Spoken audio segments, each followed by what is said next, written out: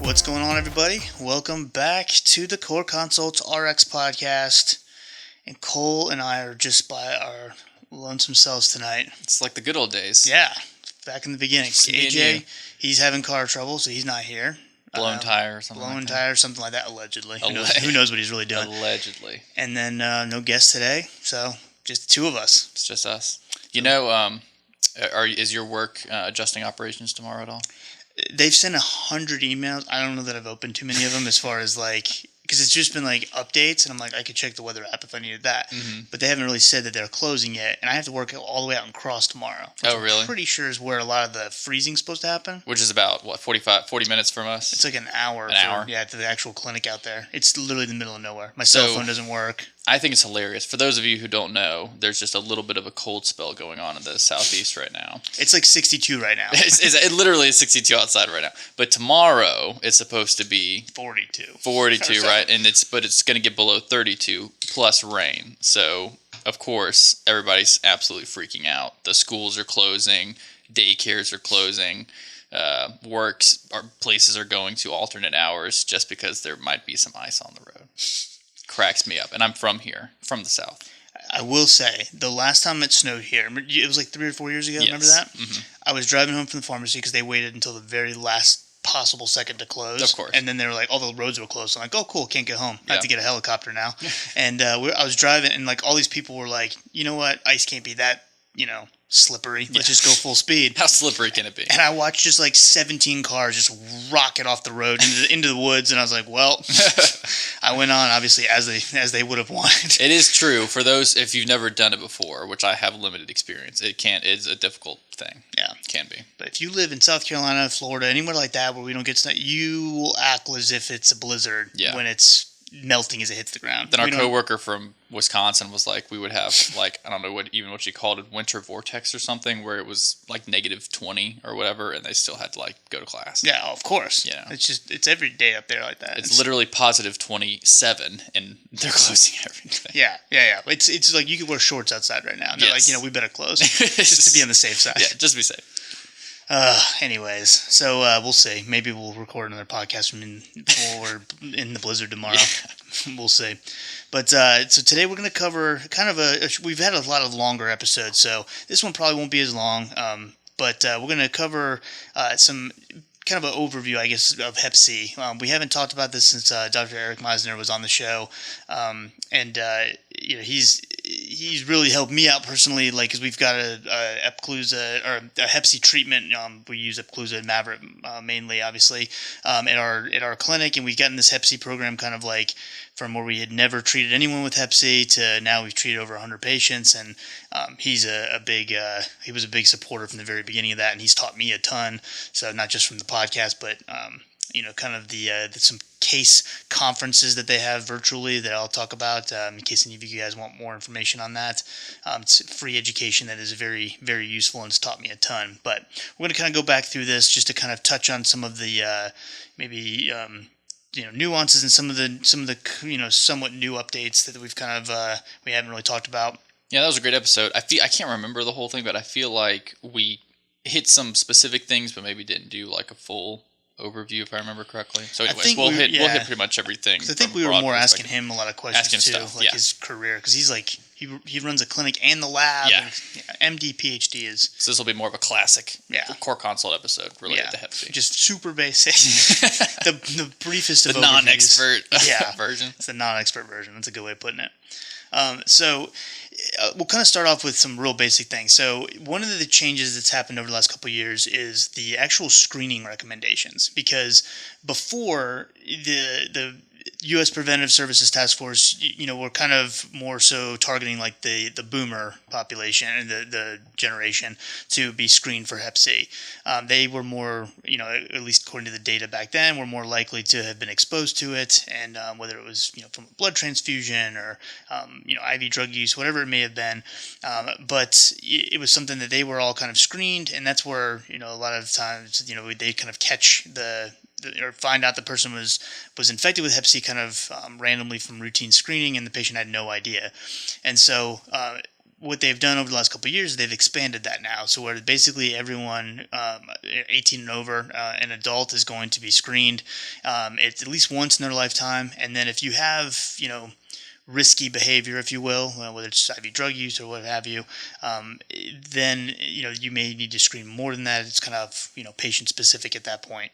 But that's one big thing that we have to keep in mind is this should be a very routine process when you have a new patient. We want to at least do an initial screening to make sure that we are catching these cases, because Hep C takes a very long time to actually start having kind of like issues in sort of like causing damage to the liver even, and it's not like you get Hep C and then 3 days later you have cirrhosis. It takes a very long time. Some patients have it for 20 plus years and have no clue. So it's something that if we can catch it early, we can treat it now. It used to be much harder to treat. Now it's super simple, and we can keep them from having any kind of long-term damage and get rid of it. It's definitely something that has the possibility of being potentially even eradicated over the next 20, 30 years. Yeah, so, with the drugs. And as far as the screening goes, I guess they're generally using the antibody testing, and then if they need to, they can confirm with RNA tests for the most part. So I'm glad you brought that up, because that is something that is an important thing to distinguish, because a lot of places will check a Hep C antibody, get a positive result, and then if you don't do anything with Hep C, like you don't treat Hep C patients, they'll refer out at that point to go see a specialist. About 25 to 35%, maybe even more depending on the resource that you're looking at, of patients that have Hep C will clear Hep C on their own. And so they don't even need treatment. Their body clears the virus and it's gone. That being said, if you have ever been infected with Hep C, whether you've been treated, whether you cleared it naturally, whatever the case is, you will always have a positive antibody. So what we have is at our clinic, we have a lab specifically that reflexes to, we have two different ones. We have one that reflexes to a qualitative, where it just tells us positive or negative, and that's actually looking for a true like viral detection. So the antibody tests positive, that reflexes, and then if that's second confirmation is positive, that's when you know that they actually have active virus in their system. You can also get a quantitative, which is where you basically get a viral load. Realistically, that's not all that important with treating Hep C for the most part. We typically still do get that, and once we view the follow-up labs and all that, at least at our clinic, we have an RNA viral load that will basically reflex to a genotype as well, and so that we kind of use that lab to kind of get that information. Again, not so much that we even need to know the genotype, because a lot of the two main treatment options that we use are pangenotypic. They cover all the different types of different genotypes. However, when it comes to insurance, they still kind of want to know for whatever reason.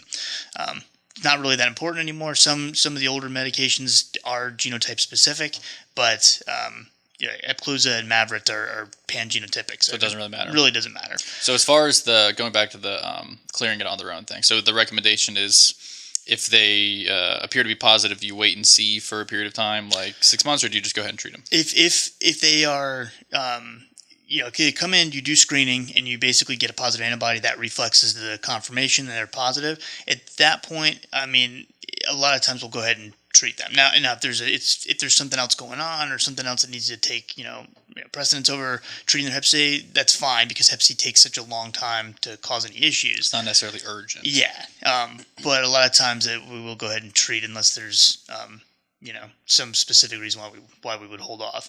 But that way, we're just clearing it, and it's, like I said, it's 8 to 12 weeks depending on the treatment option, and then it's gone anyway. So yeah, I wanted to hit y'all with some stats before we get too far into some things. I knew we had stats already. We got to have some with this because it's pretty prevalent worldwide, right? So about 170 million people, this according to the World Health Organization, have a Hep C infection. 71 million of which have a chronic Hep C infection. As far as the United States goes, the overall prevalence of antibodies, let's say. So Mike mentioned kind of why we would distinguish whether that means they're acutely infected or whether they've been infected in the past. But about 1.8% of the population would test positive for Hep C antibodies. So about 74% of those people, so 3/4, are positive for the Hep C RNA. So that's a lot of people. as far as just the general population goes. But it accounts for a great number of hepatitis infections in general. 20% of all cases of acute hepatitis are Hep C, and more than 40% of all referrals to active liver clinics are Hep C. Yeah, we obviously have A, B, C, D, E, F, like G. Yeah, So there's several of them now. Yeah. I just got some paper in the thing talking about hepatitis D. So I haven't heard anything about that. Let's just treat the first three first. But so that is the good news is with Hep C, it's very treatable now. And so even though we do see a pretty high prevalence of it, it's something that we can definitely take care of and keep from keep that patient from spreading it to other patients. So when it comes to the kind of the initial workup, like I said, we're getting an antibody that reflexes to the either quant or qualitative to confirm. And at that point, you want to bring the patient back in for follow-up labs. And there's several that are going to be kind of important to get. Now, before you even go that route, there is what is now called the simplified treatment algorithm, which is basically, if a patient who has hepatitis C of any genotype, but they do not have cirrhosis and they've never been previously treated for Hep C in the past with any kind of medication, then you can use the sort of abbreviated simplified HCV treatment algorithm, which is something that makes it a little bit easier to you don't need as many labs because it's one of those things that we know basically the patient has a very low likelihood of having any kind of like long-term damage from the virus itself, and we don't have to do as much routine monitoring. We used to be every single patient would start treatment 4 weeks later, we're getting a viral load, and then we're 12 weeks after the treatment, then we're getting another viral load to confirm it's actually been eradicated. So the simplified algorithm makes things a little bit easier, and makes it so that we don't have to get as much lab work and as much monitoring, but we do still need to obviously monitor for adherence, which we'll talk about. But who is not eligible for the simplified treatment? Patients who have had prior hepatitis C treatment, like I said, or cirrhosis. Also, patients who have a positive for HIV or hepatitis B, and specifically they're talking about the surface antigen, which means that they have an active Hep B infection. In an acute situation. We'll talk more about the Hep B labs in a sec, but if they have active Hep B, that definitely throws a wrench into things. And then if they're currently pregnant, we would let them have the baby first and then treat their Hep C, because as of now, we don't really have any good data in pregnancy.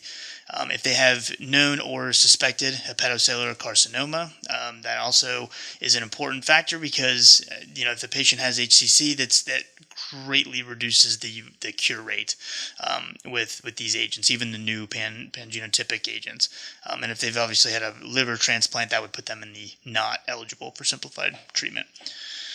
But we can kind of go through that process, and before, when we would think about finding out if the patient actually was cirrhotic, or at least finding out what stage of fibrosis the patient was at, we would think liver biopsy. That is, and I think we even talked about this with Meisner, but that's something that is not necessarily in the vast majority of patients nowadays. Right. We have lots of different ways that we can kind of assess and see how likely the patient is to have any kind of fibrosis or cirrhosis. So we have certain sort of non-invasive serologic tests. The one we use personally at my clinic is FibroSure. And what it does is it basically gives you a fibrosis score. So once you hit, it's 0 all the way up to 0.99. And once you hit 0.74 and higher, that's usually indicates, at least according to the test, cirrhosis. You probably need to verify, that is, and get a little bit more, dig a little deeper if you have a patient that high. But that's according to their testing. And then it just kind of stages it, F0, F1, F2, from there and kind of going back. So if you have a patient whose FibroSure comes back and their fibrosis score is 0.2, easy street, very, very low likely chance of them having, cirrhosis or even advanced fibrosis. The other thing that you can do is there's certain calculators and scores that you can look at. So we have the FIB4 score. We also have the APRE score. And there's an app that I actually heard about at at a conference, a Hep C conference, that I don't even know what the heck I was doing at that. I think I was just trying to be productive.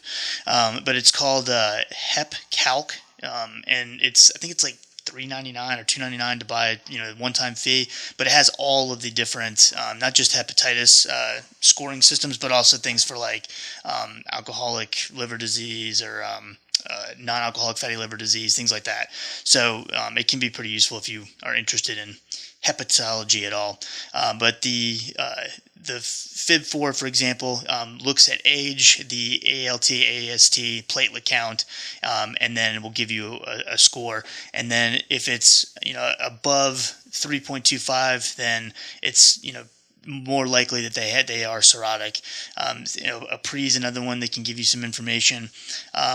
And then you also have to look at some of the other like clinical evidence. So is there any imaging that was done? There's an ultrasound of the abdomen that can give you. It's not super specific as far as staging the actual liver, but you can at least look for one HCC. You can also see if it's been enlarged or anything, or if there's any nodules. Also, the platelet count is huge. If you see a platelet of less than 150, and you're also seeing high fibrosure or fibrosis score, your FIB4 that you calculate is coming back. It's like all those things are adding up to most likely being cirrhotic, in which at that point, the treatment's not too different as long as they're not decompensated. The reason why it's important to kind of establish whether they have cirrhosis or not is because once a patient has met the criteria or has been diagnosed with cirrhosis, they really need to get an ultrasound every 6 months for the rest of their life to screen for HCC. And so if you're going to kind of, put a patient in that position where they have to get that ultrasound done and imaging done every 6 months, you want to kind of make sure that you do that before you label them as cirrhotic. So what does that mean for the treatment if they're cirrhotic? So as long as they're compensated cirrhosis, so basically if their Child-Pugh score is an A, then you can go ahead and treat them basically the same with our pangenotypic regimens.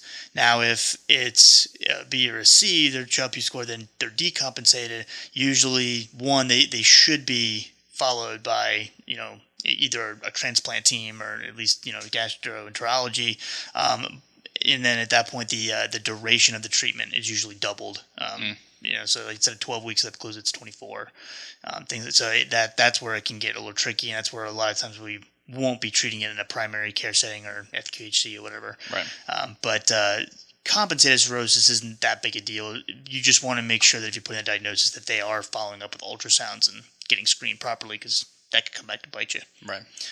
And then if you're still unsure if you need to get more information, or before you have to go the liver biopsy route, which again nowadays is probably not going to happen. We also have transient elastography, which you can do. So like FibroScan is one of the examples of that. So it's like basically testing the stiffness, if you will, of the liver, and that can be a lot more definitive staging of fibrosis.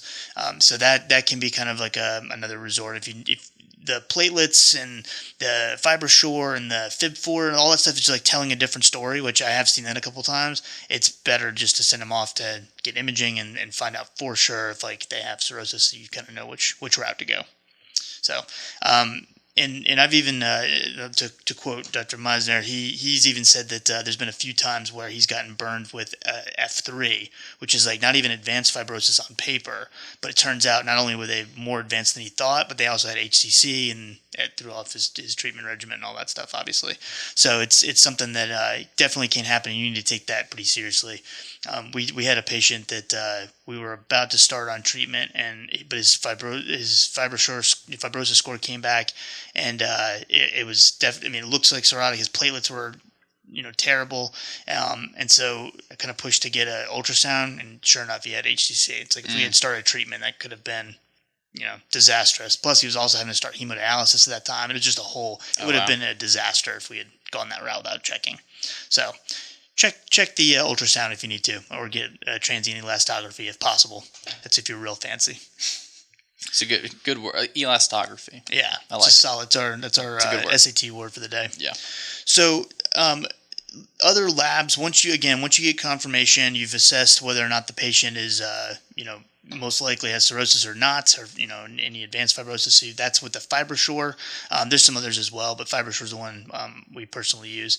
And then the other things you want to get, obviously, is CMP to be able to see electrolytes and kidney function and the liver function test as well.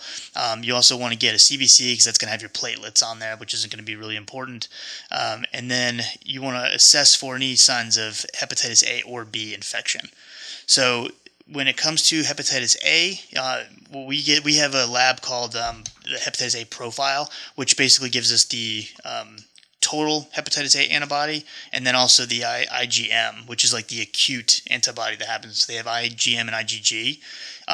If you have a total antibody that's positive, but your IgM is negative, that means that the person has either been vaccinated or they've had Hep A in the past, and they have active immunity towards it, but they don't actively have the infection. So that's what you would want. You don't want the IgM to come back and positive, because then you have to kind of let them clear that before it can throw a wrench into things. Hep B is a little bit more complicated. The main one that you want to get is the surface antigen. So there's surface antibody and there's surface antigen. Those are two very different things. Yep. So surface antigen, if that's positive, that's showing that they most likely have acute infection.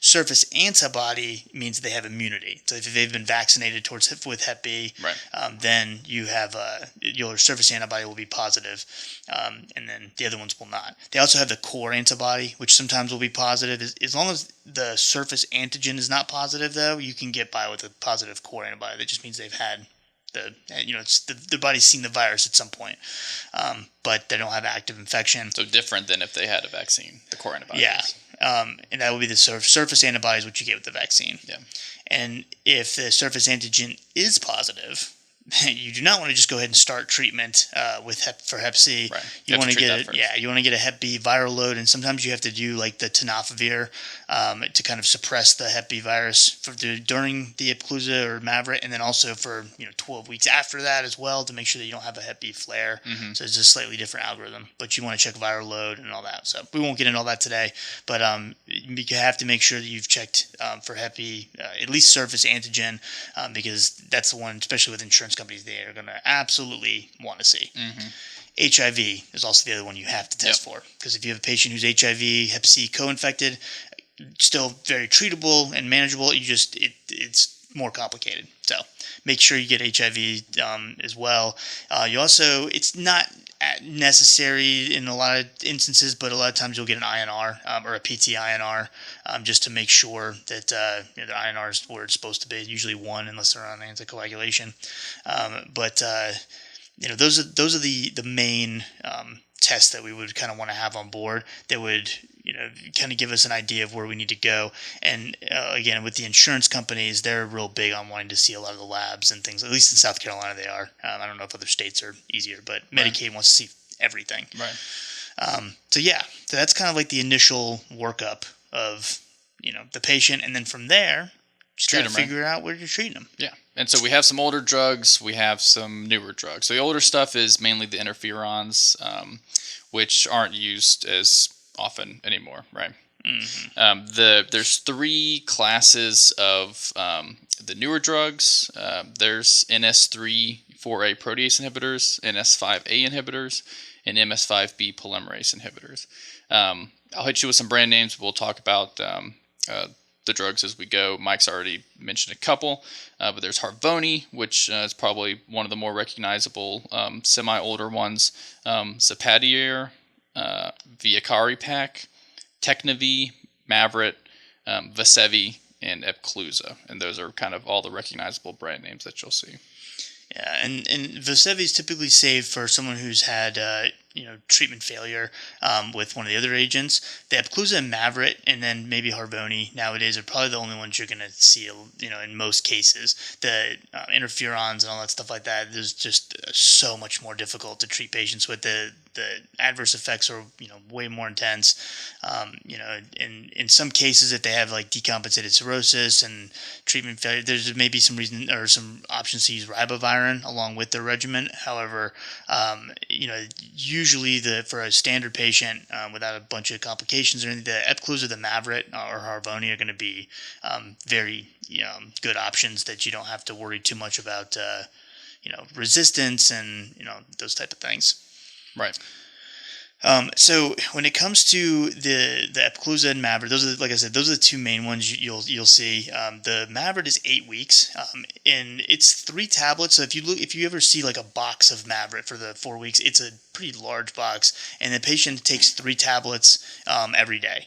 And in that case, it's 8 weeks, in which some people would say, oh, I'm going to do 8 weeks instead of 12. That's great. I have a lot of patients that are like, oh, if I take 3 pills, I'll just take 1 pill for 4 extra weeks. I'd much rather do that. They just don't like swallowing pills. Mm-hmm. So in that case, it doesn't really matter. They're both going to have about still the same once a day. cure rate. Same once a day. And so it's really, at that point, it's just patient insurance, what are they going to pay for, which most of them will cover both of these. But then 2, what does the patient want? If it's Epclusa, then it's 12 weeks, but it's only 1 tablet a day. The Mavyret's a little bit more, annoying because you have to do 3 tablets, but it's shorter duration. So that's good news. Then when it comes to the Harvoni, that one is still out there. When it comes to genotype 1A, one thing we didn't really mention is the different genotypes. Oh, yeah. So we typically think of 1 through 6, and usually there's 1A, 1B, and then 2, 3, 4, 5, 6. But 1A is a very common genotype that you'll see in North America. When it comes to treating 1A, if the patient does not have HIV, you've tested for that, and then their viral load at baseline is less than 6 million international units per milliliter, then you can actually use Harvoni now for 8 weeks instead of the 12 weeks like it used to be. And so that gives you a little bit more room and easier adherence with Harvoni. But the problem is that's not pangenotypic, so it's only going to cover a couple of the genotypes, so it's not like that. At that point, you really need to make sure that it's genotype 1A if you're going to do the shorter duration, because that's the one where it's approved for. And just give you some stats on those. So Mike mentioned that genotype 1A is the most common. So 50 to 60% of patients in the U.S. have genotype 1A. 1B occurs in 15 to 20% of patients in the U.S., but it's most prevalent in Europe, Turkey, and Japan. 1C is less than 1% of patients in the U.S., and then some other kind of higher numbers would be 2A, 2B, and 2C is about 10 to 15% in the U.S., and then it kind of goes down from there. So, as far as the actual treatments go, side effect wise and stuff, they're all very mild, I would say. I think the only complaints I've ever gotten from patients is like a slight headache with Epclusa. And it's very, very easily treatable now. So it's made things tremendously easier than they used to be back in the day. For instance, with Mavyret, if you're interested in looking up some of the studies, the endurance trials, and then with Epclusa, it's the Astral trials, and then Ion trials with Harvoni. They have Ion 2, Ion 3, and all that. So I think Astral was like up to Astral 12 last time I saw something. They also have like the Polaris studies as well with Epclusa. But if you're interested, definitely go check those out. They also have another regiment that, again, is not pangenotypic, but it's the Elbasvir Grazoprevir, and that's one that I can remember if I've really ever seen any patient actually put on that one. I'm sure it's still used, but the problem is there's a lot of resistance to that particular, so you have to do resistance testing ahead of time, and it's just not worth it when you can get one of the other agents. The brand name is Zapadier. Yeah. I want to say Zapadier the way that it's spelled, but I'm sure it's Zapadier. I'll follow your lead. I'm going to go call it with whatever. Zapadier. How about that? Sounds more fancy. I think that's wrong, but that's fine. But more fancy. It is more fancy, that's for sure. And so, you get them started on treatment, and again, kind of focusing more on the Mavyret and Epclusa, since those are pangenotypic, we don't really have to worry about the genotype as much. At that point, after a lot of times people will still kind of do the 4-week to viral load to make sure that it's reducing. If it's a simplified regimen, you don't have to, kind of monitor that closely. But the main like confirmatory test that you need is the 12 weeks, looking for sustained viral, reduction. So you're looking at the SVR 12 weeks post-treatment should be non-detectable, and then you can say you're good to go. So there's no follow-up past the 12 weeks, years down the road, nothing, just if it's undetectable? Unless the patient has risky behavior, then you reinfection. Okay. And that does happen. And sometimes, you'll see a patient. We actually had one patient like this at the clinic where they had 1A, got treated, and then they showed back up a year later, and all of a sudden they had Hep C again. And we thought it was a reinfection. I pulled the genotype; it was 3 this time. Like, different infection. But then cleared that one on their own. So, interesting. Yeah. So they can be reinfected from a different exposure. Heroin use. Can they have a long-term resurfacing of the previous infection if they were undetectable at 12 weeks, or does that not really happen? So usually by the 12-week mark, you'll see the viral load start to go back up again. If they're going to be... If it's a failure. Yeah, if it's treatment failure. And that's when you have to move into, potentially the triple drug Desovy. But, it's 90 above 90%, 95%, even up to even higher than that in some patient populations. Clinical cure rates. Yeah. It's very, very low failure rates nowadays. Yeah. So which is great. Yeah, absolutely. So 12 weeks afterwards, and that's when you can confirm, and you can fill your paperwork with DHEC and tell them, yep, you did a good job. And if the virus is there, then you gotta figure some stuff out. Yeah. I did have a patient who had started Epclusa, and this was a different office. He was seen somewhere, different state, I think. Got Epclusa, took it for a week, decided, and I quote, wasn't for me. I said, okay, I'm listening. So then his GI doctor who prescribed it to him chews him out on the phone, like, why the heck did you stop it? And, this was a while ago too. So this is before we had any kind of guidance on what to do if people miss doses.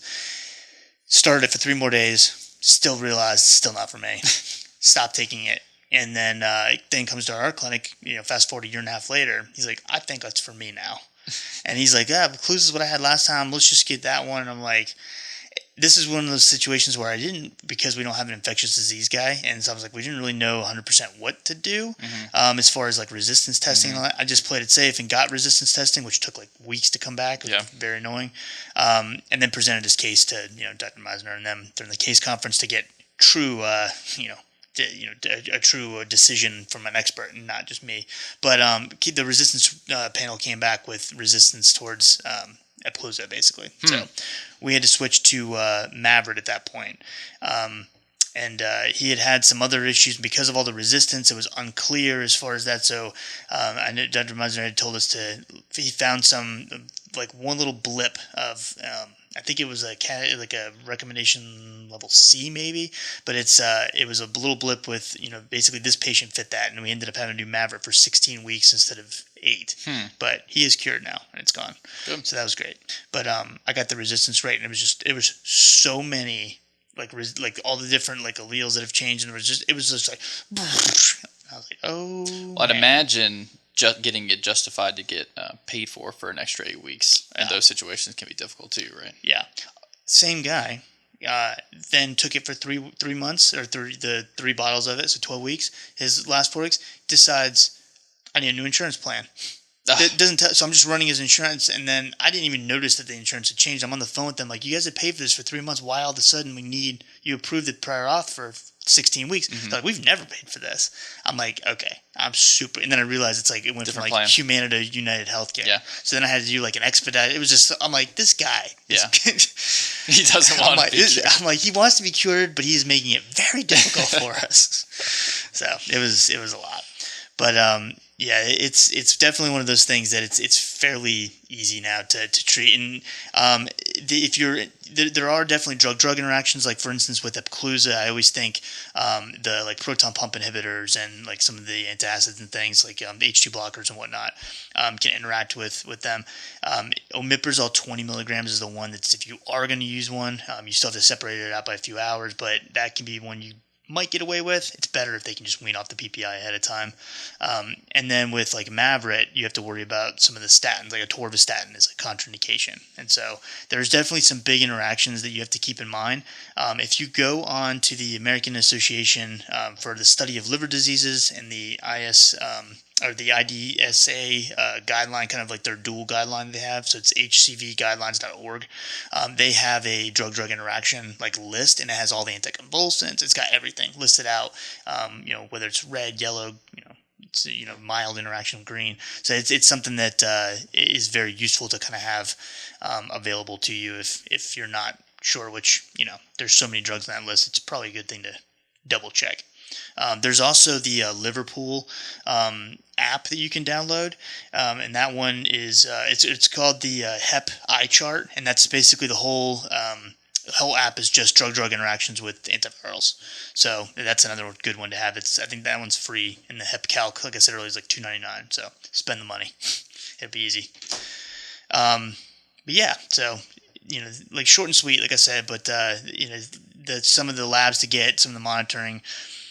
The thing I definitely want to make sure we talk about, though, is something that's fairly new to these guidelines, and that's what happens if they have incomplete adherence.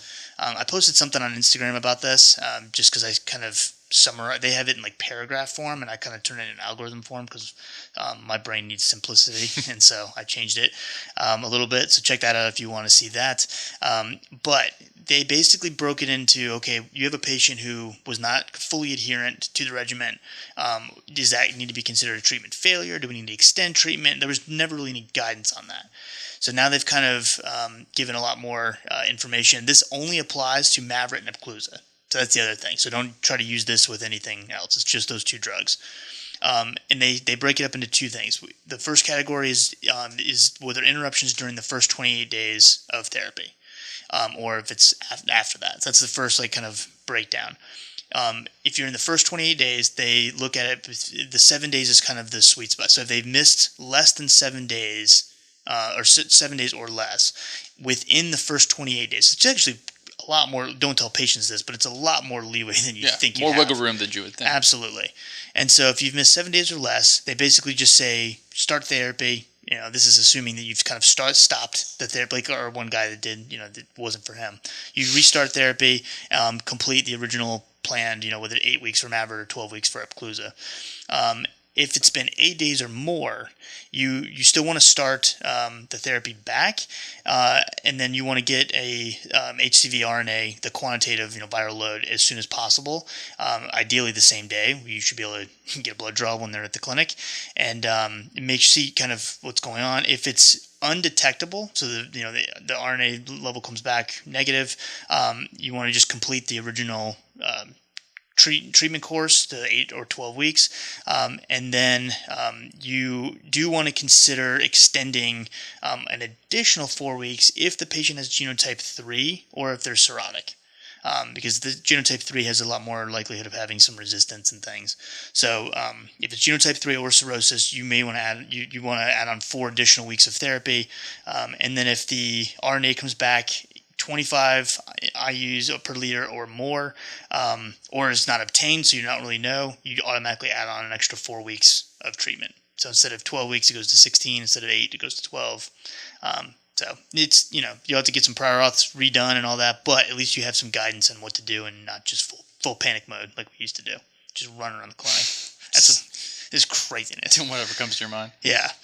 And then if it's been past 28 days, so let's say they were really adherent for that first 4 weeks, and then they decided it wasn't for them. So then you kind of look at the second half of the chart. Again, they break it up by if it's 7 days or less, same thing like it was in the last chart. You just restart therapy, continue the normal duration that you had scheduled. 8 to 20 consecutive days missed. So if you miss 20 days, there's still hope. Way more wiggle room than we ever thought. Right. We want to restart therapy, get the viral load. Same kind of thing. If it's undetectable, we want to kind of continue the normal schedule unless it's genotype 3 or cirrhosis, then we add 4 weeks. If there is a positive viral load that's greater than 25 IUs per liter, or if you haven't obtained, you want to stop treatment, and then you would want to retreat basically from scratch, following the recommendations for the retreatment strategies that the guidelines have. So you have to. That's where it deviates, and it's a little bit. Which, I mean, you'd expect that 20 days, and your virus is still there. It's like, okay, dude, we got to start over. What are we doing here? And then if you've missed 21 consecutive days or more, at that point, dude, one, what are you doing? Second of all, one for him. Yeah, it was not for you. And you want to, go ahead and stop treatment, assess the SVR, and then if it's not achieved, if you still have virus present, then go ahead and do retreatment options available. But you stopping this, in that case, if it's 21 days or more, you're stopping the treatment. You're not just going to restart and then get the viral load back when you get it.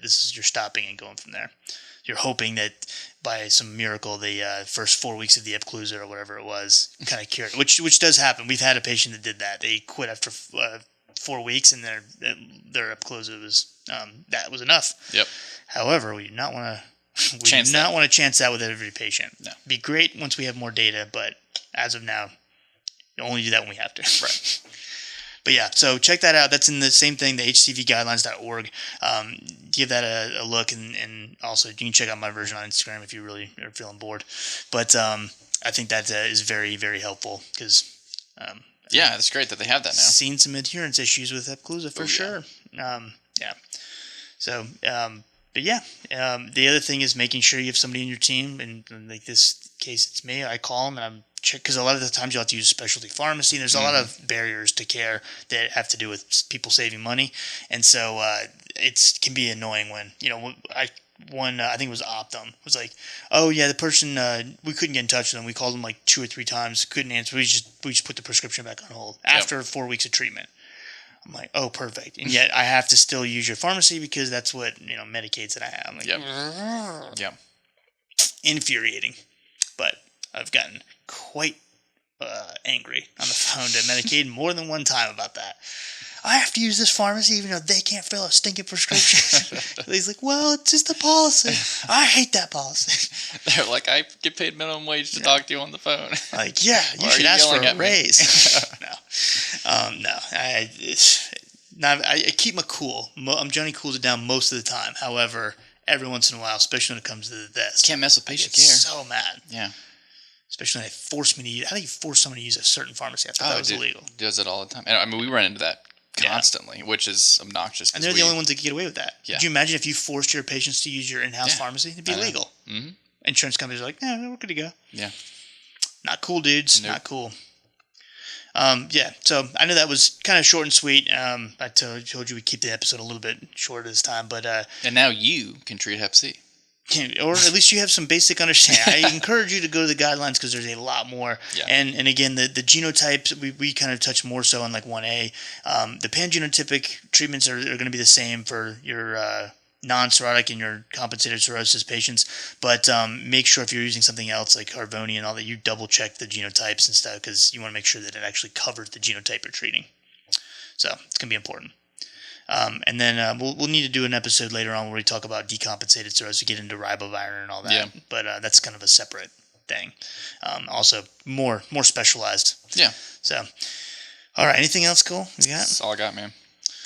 So I hope that was somewhat helpful. Hope we didn't confuse you guys too much with all the just randomly talking about the labs. But if you have any questions, send us an email, or you can reach us on any of the social media platforms.